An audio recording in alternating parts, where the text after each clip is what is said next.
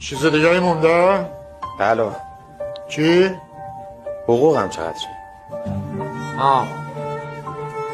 ببین یه یارو پیرمرده رو زمینش تا گندماشو درو میکرد، یه آدم دیگه داشت از اونجا رد میشد، بهش گفت ببین از اینجا تا ده بعدی چقدر راست؟ یارو بهش گفت برو.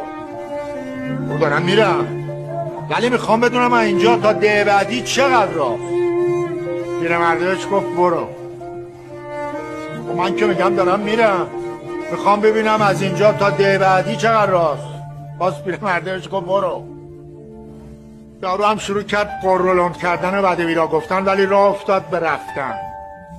یک کمی که رفت پیرمرده گفت ببین اینجا تا ده بعدی 2 ساعت راست.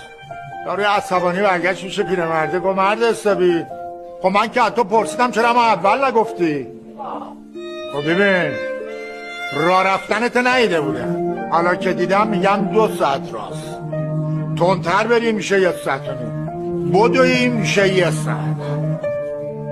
حالا هم شما برو من بهت بگم چی.